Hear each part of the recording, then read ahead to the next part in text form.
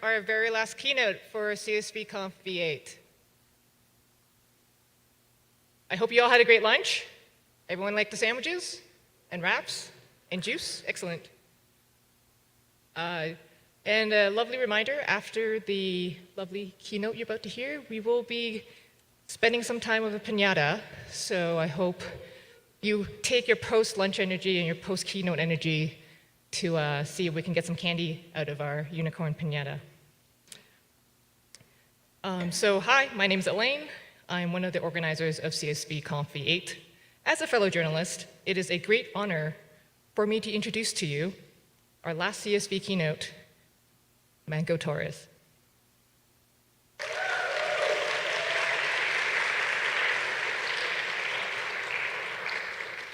I have been following her career for the last decade, and I was so thrilled when she agreed to keynote this year. I was like, oh my God, thank you.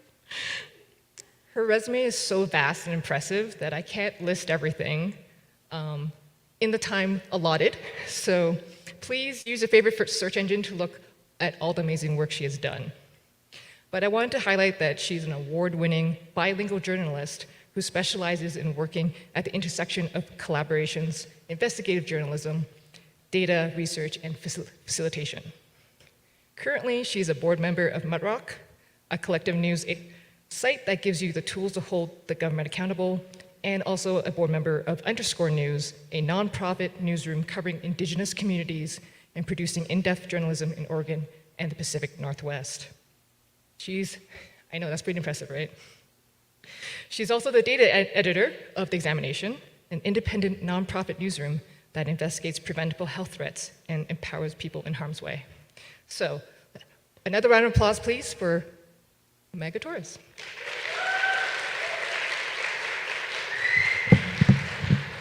Thank you.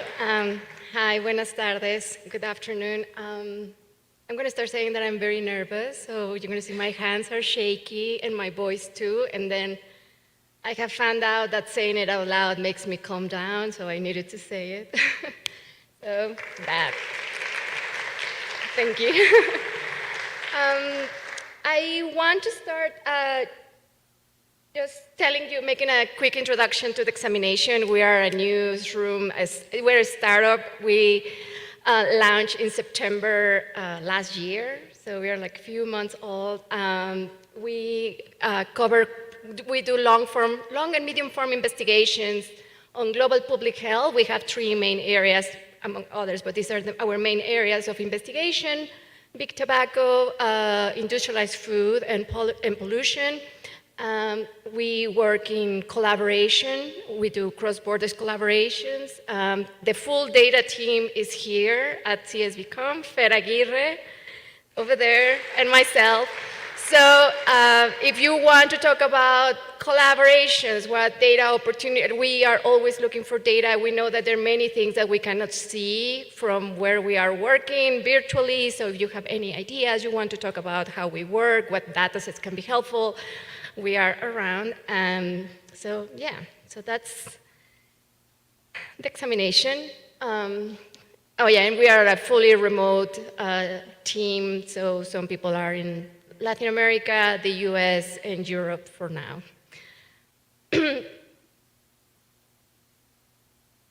So, yeah, I want to do, I guess,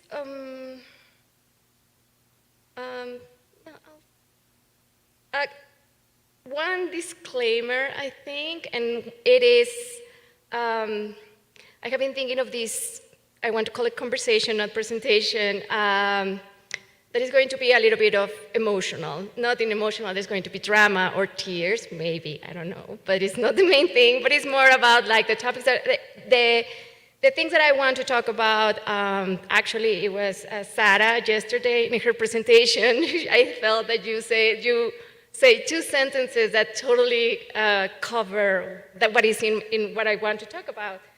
One is that failure is natural and normal, and the other one is that technology flies and people don't. And a lot of what I want to talk about is just projects that I have been part of that inform what I'm thinking about today about doing collaborative and collective practices when we work with numbers and we work with structured information and how is from a journalistic point of view that has an exit to the audience. So that is kind of where the emotion is. The others, I'm going to talk about a project that I was part of, that it was about clandestine grapes in Mexico, so I know it's not an easy topic, so I also wanted to give a heads up there. And the other one, yeah, I remember just the second disclaimer. I was recently told that GIFs are not good anymore, and my presentation is full of GIFs, so apologies in advance. The title that I finally came with for this conversation was Building Community Through Collaborative Datasets, but I don't know if you read the description of this session, and the last question that I have there was actually the title that I was thinking about, that it was just like, what happens if I'm not back tomorrow? And it's just like, when we are, but it sounded very dramatic, so I was just like, maybe not, but it's really in the back of my mind. And it's just, how are we, and I'm going to go back to this at the end, but when I came with this idea, I was just like, and these questions are like, what happens if I'm not back tomorrow? And I think like, it could be for many reasons, because I got tired, because something happens in my life that doesn't allow me to do this. Maybe because tomorrow I want to become a painter, and I'm just done doing this. I have been very intentionally now, for a few years now, in saying I do journalism, not I am a journalist, because I also want to give myself the opportunity to do more and many things. I'm still doing journalism, but that's part of that when I think of the question, what happens if we are not back tomorrow? Why I also think about collaborative practices, and this is a little bit about myself. Eileen was very generous with her presentation, saying that I am an award-winning, but the truth is I am not. I have been part of award-winning investigations. Everything that I have done in my professional life has been with others. I don't have a single byline by myself. Absolutely everything has been with others. And I think we are in a context and reality that is very, I'm going to be critical here, but it's very in love of talking about collaborations and collective work in the outside, and then when we look at the granular level, it's really individualistic, and it's just like a pressure of being very successful individually, and I sometimes struggle to understand that, but I'm very clear on that, and that's also where I come from. So that's a little bit about me. Yeah. Who's going to tell me about the time? Yeah? And can you indicate me when we are like, I would like to leave time for questions, so like 25, 30 minutes. Thank you. So I like to think about this as in the projects that we do, when we are building investigations, when we are thinking what kind of projects we want to do with our colleagues. I said, like, we come from, we are a story of plurals. When a group of people come together, like each of us are surrounded by so many stories, contexts. Most of my work is international, so languages, experiences, access to resources. We may feel that we all know how to work on a spreadsheet, and when we start looking at the details, our experience is super different. So it's just like understanding that has been very important to me. So my second gift, I feel like when I talk about data and that I work with data and documents, especially with people that are not very familiar with it or in data journalism, people think that I work in a very complex, some of you do it, I don't, I will go to that, but it's just like very gigantic data sets and doing super complex analysis and regression, and the truth is that Fer does that in our team, but the truth is that my reality, my life happens here, just there.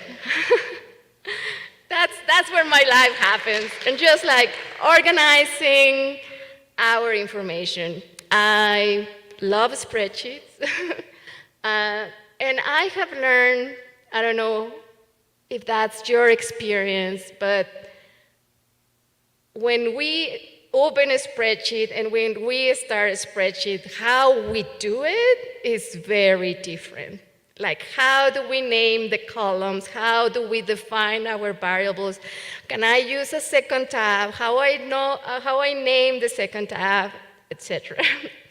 I want to talk with you. I want to share with you 2 projects that I was part of that really inform how difficult, how I like to think about the challenges of the difficulty of building data sets that serve investigative journalism and building them from scratch in a collaborative or collective setting. And actually, let me share a little bit of why I refer a little bit differently from my work in journalism, thinking collaborations and thinking collective work. I have been part of one of the examples that I'm going to show is like a big international collaboration, very well structured. There was a lot of secrecy around this project, and it has to be like, who are the partners? How are we publishing? How are we doing absolutely everything? It has to be very well structured, multilingual, so it's just like many aspects that need to be under control. The second project that I will talk about, it was a collective initiative. We were a group of independent journalists that we knew each other, and we wanted to work together for the same end. I really like these things. I don't know if you can see it. It's, my mom calls it the universe, but I think you can find it on the internet as a wire mandala. And something that I really like about this, I have never found like a good GIF or a good video about this. It's just like how it expands and contracts. And this is how I think about the collaborative work and the collective efforts, right? When we are contained in the same space, when we are contained in the same project, and we can expand and we can contract depending on the needs that we are finding through the process. There's another figure that I like to use as an example for this, but I will get to that. So the first project that I want to talk about, and it was very big, is the Panama Papers. I was super lucky that when I landed in the US I'm Mexican, I'm from Mexico City, have been in the US for 10 years, almost. And I started working with ICIJ in what later became the Panama Papers. This was a global collaboration. It was published in 2016. Yeah. And it was a global collaboration on offshore finance industry through the lenses of one provider in Panama that put together over 300 journalists and over 100 news outlets. That's when I said, like, when you are working at this scale, you need like a very specific structure, memos of understanding, how we work, what are our agreements, etc. The data source was 2.6 terabytes, 11.5 million files. And ICIJ was working on specific tools for managing, for searching the documents, and for communication. It has to be very secretive. People, after the story was published, people were asking, like, how did you all keep it quiet? And this is the kind of agreement that you need to have very, very clear in the process of doing collaborations. My work at the Panama Papers, actually, I'm rushing myself, but it's okay. My work actually became part of the number on top of it, that is 12. If you can see it over there, and below is 128, from 11 point something million documents, from I don't know how many hundreds terabytes. So basically it was working with the spreadsheets. This is not an example, this is not from that investigation, this is an example from another investigation that I did more recently. But we were a group of people collecting information about the key names of the big weeks that we were finding in the file, like these big names, public government, presidents or presidents' connections that were at this investigation. So we used the spreadsheet, and it was built at many hands at the same time.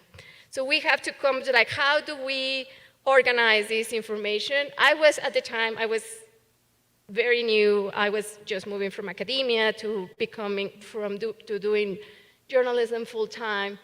And I learned many things in that process. For example, the ISO international format for dates, because exactly, please do it forever, year, month, day. Otherwise, it's just that. Thank you. If there's anything you take from this conversation, it has to be that. Forever. So understanding that, and then it was not only about collecting the information, but being sure that every detail of what was the source of information have to be visible on the spreadsheet. And it has to be also like exactly in what page, because we were not doing the fact-checking process ourselves. It will become someone else after us to do it. And then this spreadsheet is from another investigation, but I replicated this process. And as I was saying, this is just, the investigation was gigantic. I was just a tiny piece of it. And then we have to be sure that all the information was clear and was clean enough and it was ready. We have to also prepare the information when we decide. We have like the big pool of names and all the process. Some reporters were using it for doing the connections on the stories that were a text that was not another type of editorial product, and then that it was going to be ready for the visualization that is this type of that ICIJ has done that is called power players, and they replicate it with other investigations too.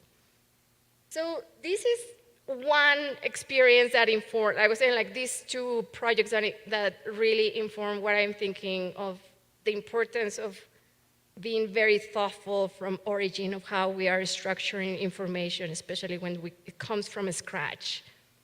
The second one is an investigation that I was also part of. This was published in 2018. And this was an investigation, we call it El País de las 2000 Fosas, or the country of the 2,000 graves. And it was an effort to document how many clandestine graves were in Mexico at the time. Now, I'll tell you a little bit more about that. And it also required building something from scratch. This is the one that I was telling you that it was a collective effort. We were all independent journalists that decided to work together. And it was 8 people, not 300, so that too is a big difference. So the start of the investigation was actually this project started. One of the questions that started this project was, what is happening with all the bodies that are being found in these clandestine graves in the country, and are they being recognized? Are they being identified? And when Ale Guillen, my colleague and friend, started preparing FOIA requests and getting the answers, what we found out was that we didn't even know how many clandestine graves were there. And we didn't know, there was not even clarity in how many bodies and fragments were there. So this is just an example of the type of answers that we start getting. There were FOIA requests to every single state in the country, came in all shapes and forms, and we came with something very, very simple. So we had to go through all these answers. In some cases, we had to type row by row, variable by variable, what it was. We also had to understand, some states in the country were very advanced in how they were documenting. Others were saying, we don't know what you're talking about. So we have to say, what can we show? What is worth showing? how can we produce that, and what do we think it is needed right now? So that's why we became that was like the final result that informed, oh no, the wrong button. It's a very long investigation, it's a very long text. It's available in English and Spanish, but this was like the big editorial product of that project. There was like this map, interactive. I'm showing you the GIF because we also did this interactive map. You can go detail by state, and we found out that what people was really sharing and using was the GIF, not even the interactive map. I was talking with someone last night about seeing the difference of when we design certain type of visualizations, like we need to understand to whom we are talking, and we can have like amazing expectations of what we want people to do with our data and how relevant it is, and the thing is like people will use it, how it's helpful for them. Some collectives ask for FOIA requests and having other more specific questions because these collectives that were searching at time, there are many more now, we're using that information to go to the local authorities and say, hey, there is information, you have to give it to us. So it would even what was used, it was out of our hands. So these are the two projects that inform where I am right now in all the spectrum of doing data journalism, what it takes to start building data spreadsheets from scratch and starting doing it with others and for others. I was telling you about the mandala, and now I'm going to tell you that it's very similar, the kaleidoscope. I have been using the image of a kaleidoscope a lot lately. I think I have been doing it now for 2.5 years. And actually it came out from a project that was kind of a follow-up from the Clandestine gravestone. And one of the things that I really like about the kaleidoscope is, you move it and you see something different, and you point, depending on the type of light that you are pointing to, it also looks very different. And I think that for me, it also reflects when we are working with others, that's what happens, right? Like, what are the words that we use to define variables? How are we documenting the numbers? We agree that the best format for dates is the international one, but others want. And sometimes we want to do it, and if we use a very common tool like Google Sheets, the spreadsheet itself will have an opinion and will modify the date by itself. So I really I will come back to this figure constantly, but this is how I think, even when we speak the same language, we may not be talking the same things. So for me, it's very important to go back to this kaleidoscope idea. But it's the same idea, right? We are contained in the same place because we are working towards the same goal, or in the same project, or in the same organization. So one of the things, another GIF, 31 minutos, yay. I think I got to start to, the only way I have learned, the only way to figure out how to build these collaborative practices is in conversation with others. There's no other way. We can, and sometimes it's very hard to avoid assumptions, especially when we work with people that we have been working with for a very long time, which has been my case with people at ICIJ. I have been working with them on and off for almost 10 years. The people that I work with on the clandestine graves, and sometimes I still do some projects, I have known them almost for 20 years. So it's just like we assume that there's some same understanding, and there is not. And I think that we have to be always ready to continue asking questions. And something that I think is very important when we are committed to building collaborative practices is to be aware that life happens when we are trying to do anything, right? Like, we can be very committed to a project, we say, this is what I can offer to this is what my organization can offer, and something happens that breaks that. And I think I have seen it, I think after COVID that has changed it, but before that it was like very, very hard. It's just like, why are you not doing this? And when you start asking the questions, you realize that people at the organization are going through so many things that it's very hard to anticipate. So how do we build these processes that are committed and have rigor, and at the same time allow that possibility? There is no one single formula, but I think maybe how we build a spreadsheet can be just one step. So here are some of the questions. I cannot see them myself. I want to read them.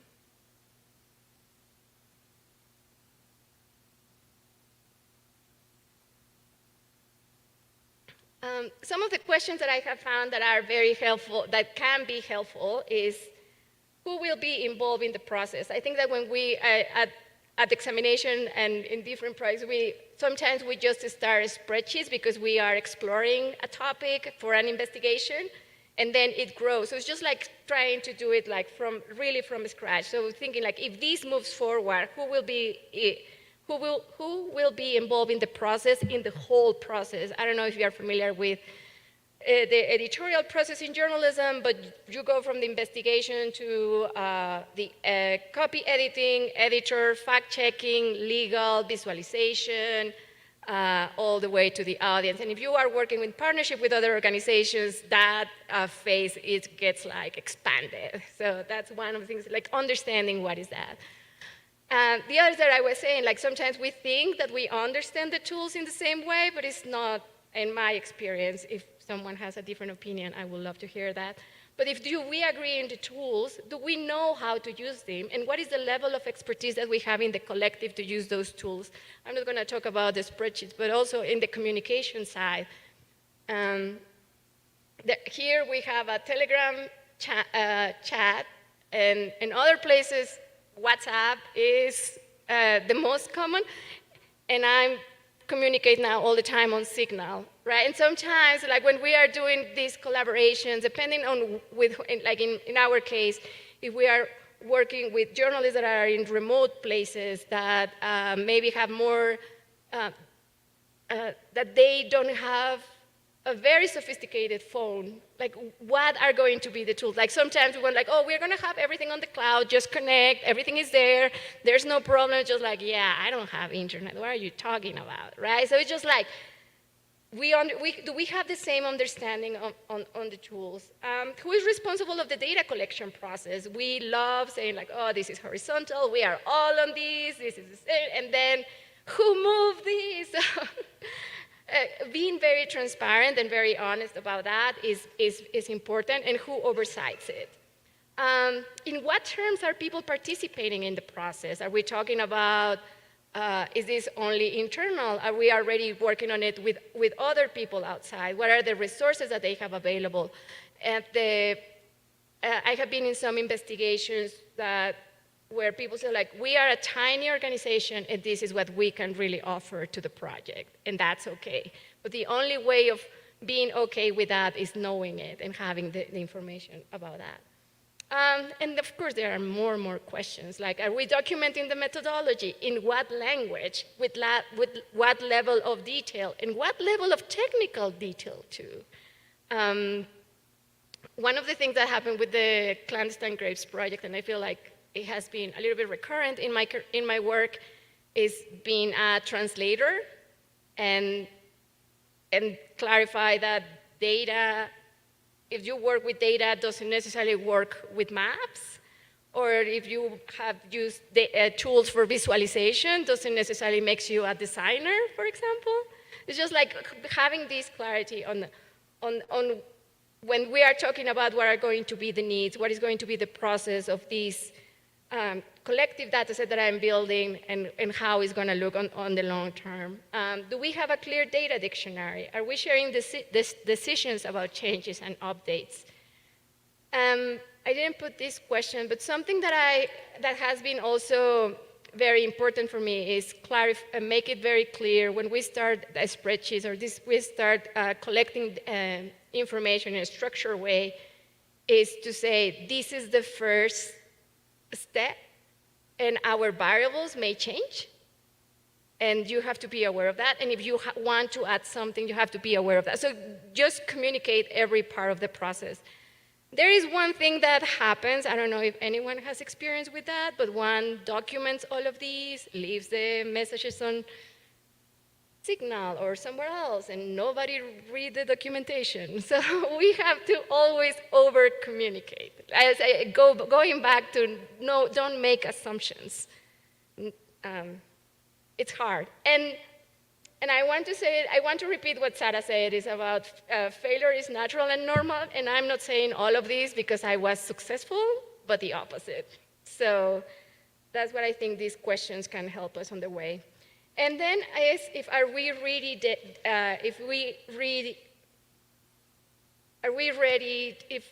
are really ready to deal with the absence of any person involved in the process. And I think that that was an experience that I had. I had to, from one day to another, walk away from a project. I didn't do the proper documentation. And people were trying to reach out to me, and it was really hard for me to talk about this. So it's just like, it's not, and because of that, that created an extra stress on the people, right? Trying to figure out what needs to be done. And also, I knew at the same time that they were trying to take care of me. So it's just like, how can we build this process? Even it sounds so simple. I have a lot of appreciation of spreadsheets and trying to do it as clear as possible. Even sometimes miscommunications can happen. But I think like as clear as we can be, as transparent as we can be, as organized as we can be, is also a way of taking care collectively of everyone involved in something. So, yeah, just like, again, the idea of the kaleidoscope, right? Sometimes we are looking into a project through a very strong sun and saying like, yeah, this is what I'm doing, and the next day, it's just a black cloud, and I can see nothing. So I really love this image of the kaleidoscope. I want to talk a little bit of data and emotions too. I think sometimes, and this was one of my big learnings on working on the Mexican projects, is that we have some assumptions. We want to find specific things on the data, especially when we are collecting the information. Like if it's a given data set, it's just like, yeah, I'm going to make the analysis and all of that, and just like having some assumptions or having some specific questions. But when we were like documents, we're like, oh, I see that this is happening. I see that this is happening. And how are we like collecting this information, what we know or what we think we know about that? When we were doing the map from 2018, it took us a little while. We were documenting everything. We have all our columns, all our variables, and it took us like a few months to fully understand the challenges that we had and how each authority was referring to the type of bones that they were finding along the way. For us, it was very, very important to have that insanely clear because we knew that people needed this information. So it's just like, how do we work around that? And so my thing is like, we may have attachments, bias, and expectations and desires of what we want to show when we are collecting information. And also working with data can have an emotional weight. I'm talking about I think like working on this map may seem very obvious, but sometimes when I have been documenting corruption cases and seeing the amount of money that the bad people have, it can also make people very angry. And not necessarily related to how we build the databases or the spreadsheets or our structured information, but it's also some decisions that we take and I think it's as early as we can start thinking about it is so important. If you see the map, the colors are greens and purple, It was very intentional and rational to not use threads or anything like that. I think like we also, the same way that people that write reports, either for human rights, or company reports, organization reports, or in journalism, how we take care of the words, we also need to take care of everything around that is related with information. So selecting colors and the best type of visualizations. So I think about it and say like, all of these from here, I have been since for many years, since I was in Mexico actually, I give small workshops about intro to data, or sometimes it's like advanced data, but they always, there's someone that asks for the basics of building a spreadsheet. And for me, it's a beautiful thing for a couple of reasons. I think it always reminds me what Sarah says, just like technology flies, people don't. Sometimes when we are part of a community like this one, we all can move at the same pace, and it feels wonderful. But there are people that for them, it takes time to find their community. And at many stages, there's always going to be someone that is new at this. It's someone new and it's not about age, it's not about location, it's just like about life, right? Someone that now I want to work with data, now I want to understand this. And just like going back to this, like the very basics of organizing information, I think is like, for me, when I see, so I said this yesterday like a couple of times, so I'm just gonna repeat it, but just like sometimes when I show how to do pivot tables and people get so excited about how they can interrogate a spreadsheet, I think it's absolutely beautiful. And actually, I use it for that. Pivot tables is like turning the kaleidoscope. So sometimes working with people feels like this. I don't know if you have seen a video of a kid, I think it's at the end of COVID, and it's in a hike with his mom, and it's just like it's on YouTube, and the kid stops and says, oh, and the mom is like, what's up? And the kid says, uh-oh, and the mom is like, what's up? It's just like, people. Sometimes it feels like that, but I think that when we become intentional, when we do it with kindness, when we do it with rigor and discipline, we can get to a different place. So, with this, thank you for coming, hear me talking out loud about how we put people at the center of collaborative practice. Thank you.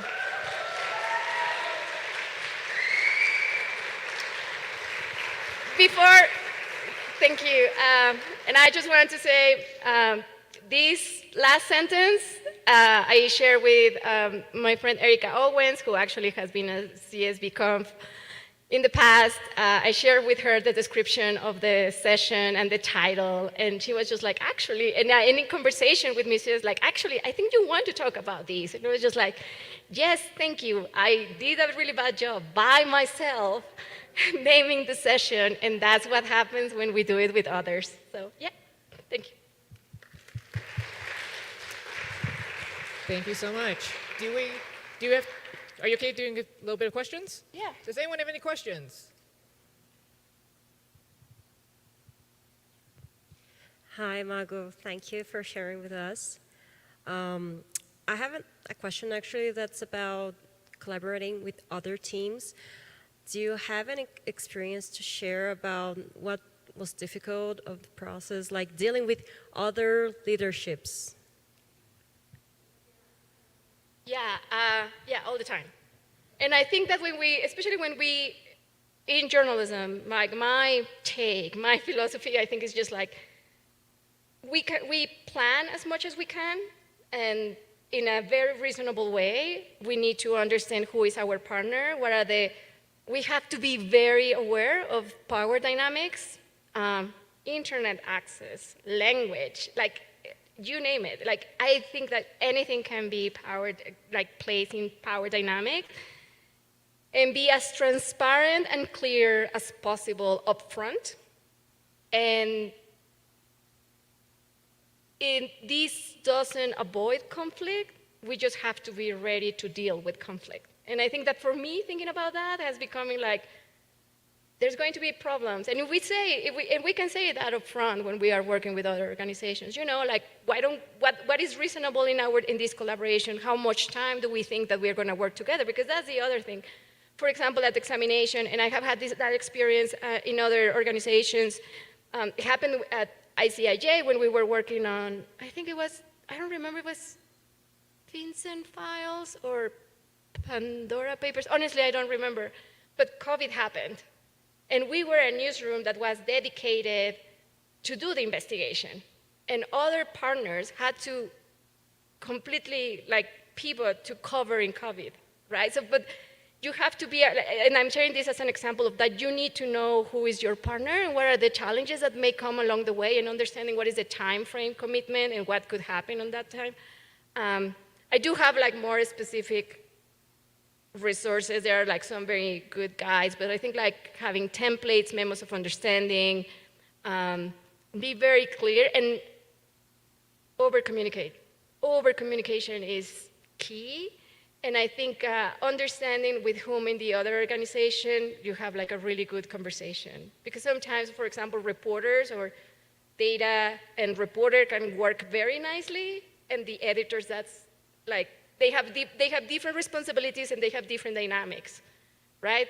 So just having that awareness and thinking if this type of conflict happens, how will I resolve it? Yeah. Any more questions?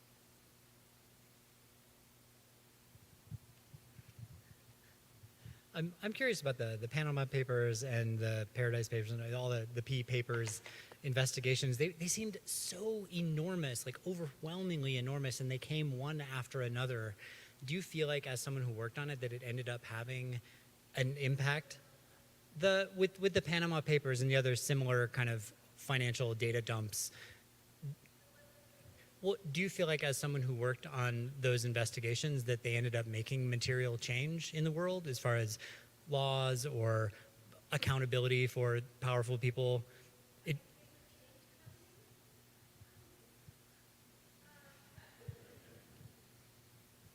I think it depends on where you look at it.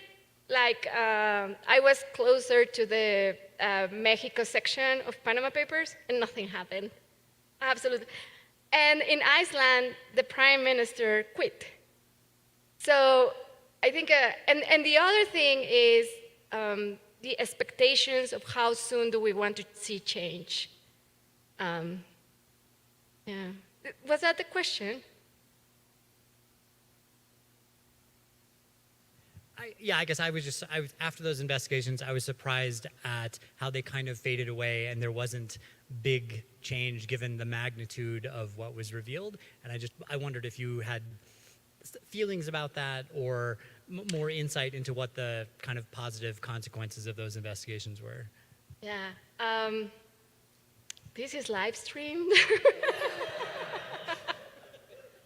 I do have feelings, but I think my feelings are in terms of yeah, I'm just gonna say I'm Mexican. I don't expect many things to change. Sometimes there's some a cynic in me. For my own well-being, I had to walk away from covering certain type of stories when I see people that are so strong and they're still doing it. So it's just how to balance what are the expectations and how do we see change happening and how soon do we want to see change happening. And I think the world is in a spiral, right? Something's change and government changes and then going backwards, right? So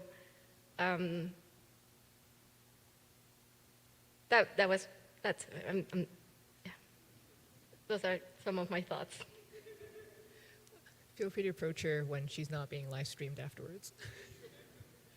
We have time for one more question if there is one.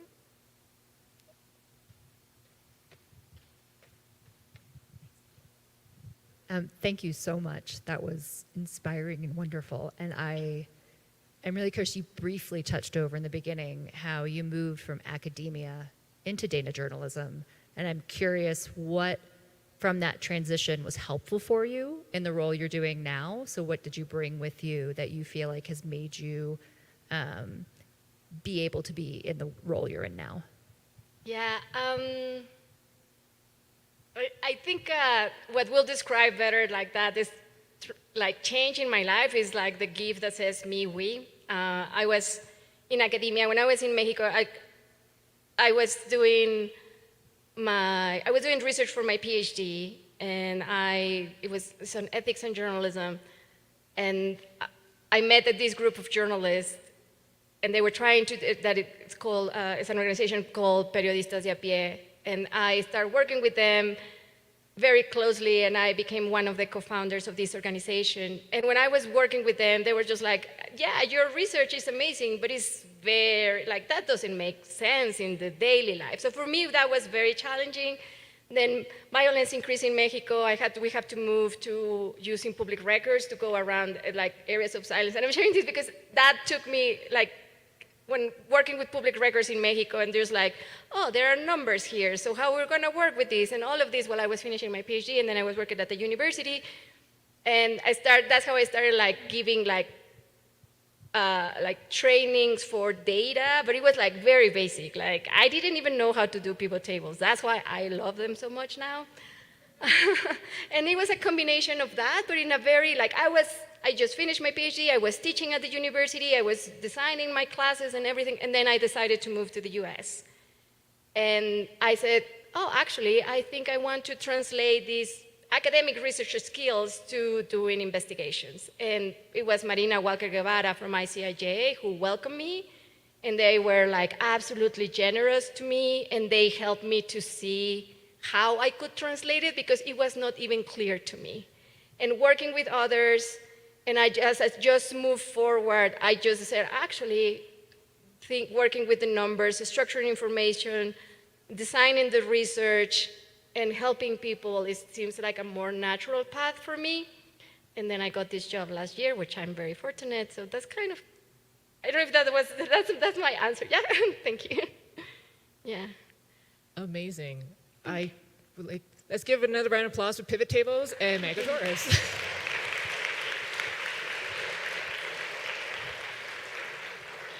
Thank you. Next up is we're going to walk back over to the other building. There will be a piñata that's hopefully strung up. And then I believe we have a very special guest to do the first hit. So see you all over there.